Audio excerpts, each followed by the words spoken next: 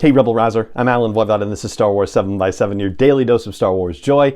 And thank you so much for joining me for it. And thank you too to the patrons who help support the creation and production of this one-man show at patreon.com/SW7x7. So if you've ever been to Galaxy's Edge, you may be familiar with Ronto Roasters, which is a quick service dining establishment within Galaxy's Edge. And if you haven't yet had the pleasure, then apparently you're going to get that option maybe as soon as May of 2026.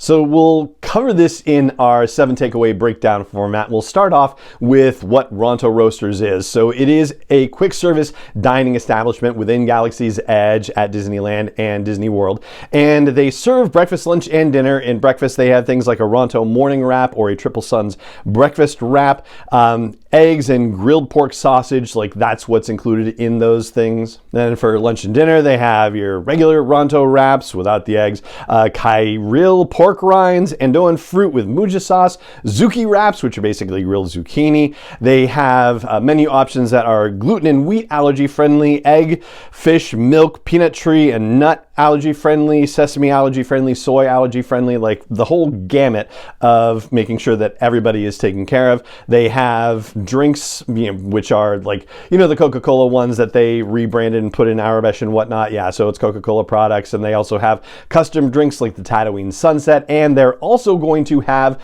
stuff from the milk stand at Galaxy's Edge. So whether you like your blue milk or your green thalasiren milk, yeah, you'll be able to get that too. For a second takeaway, I'll flag the fact that this was apparently part of the plan all along. So if you dig back into the Galaxy's Edge art book, The Art of Galaxy's Edge, you will actually find design sketches and information interviews with Imagineers where they talk about this concept not just being a one-off thing, that they were designing it as if it was a franchise chain kind of situation. So everything about it could be rubber stamped for all intents and purposes. They could just take that concept and put it anywhere they wanted to, not just within Disney, but anywhere around the world. For a third takeaway, I'll flag the fact that it is already out there in other locations, Ronto Roasters is, in one kind of sense, in the sense that it has already appeared multiple times in canon storytelling. So a couple of the Batuu-based books, Crash of Fate and Black Spire, have featured Ronto Roasters. There's a comic book,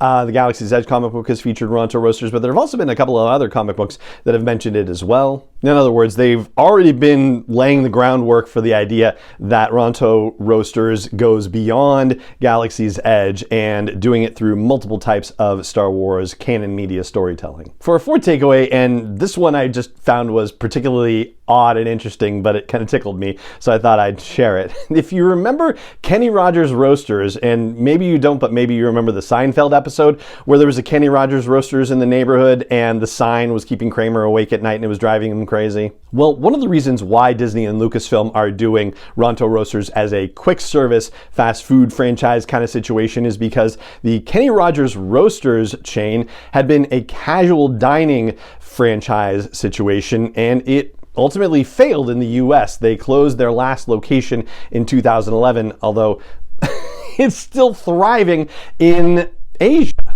There are 156 locations in Malaysia, the Philippines, Singapore, China, Indonesia, India, Brunei, Cambodia, Thailand, and in the United Arab Emirates. That's just kind of nutty to me. But yeah, they apparently looked at what happened with Kenny Rogers Roasters and said, yeah, we can't do a casual dining situation. That's not going to work if we try to franchise this. They had to differentiate by going the quick service route.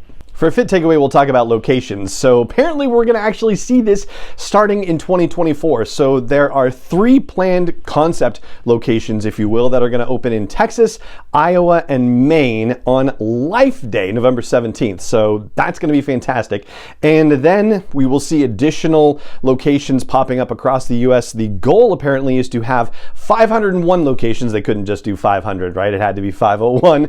They're going to have 501 locations up and running, hopefully by May of 2026, in time for the release of the Mandalorian and Grogu movie. Naturally, it's starting to stir up a little commotion about whether any part of The Mandalorian and Grogu is going to take place on Batuu.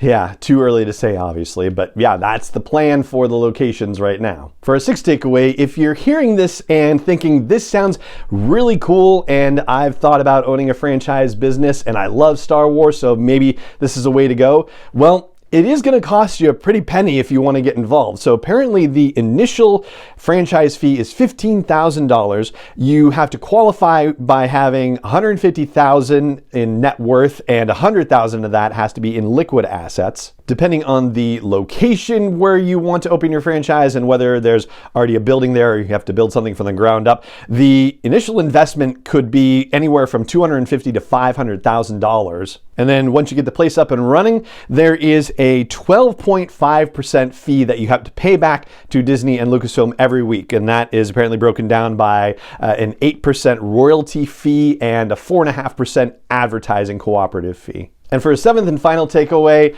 I just want to wish you a happy April Fool's Day. Thank you so much for joining me for this episode of the podcast, and may the Force be with you wherever in the world you may be. 7x7 is not endorsed or sponsored yet by Lucasfilm Limited, Disney, or 20th Century Fox, and is intended for entertainment and information purposes only. Star Wars, the Star Wars logo, all names and pictures of Star Wars characters, vehicles, and any other Star Wars related items are registered trademarks and/or copyrights of Lucasfilm Limited, or their respective trademark and copyright holders. May the Force be with them. All original content is copyrighted by Star Wars 7x7. We hope you love it.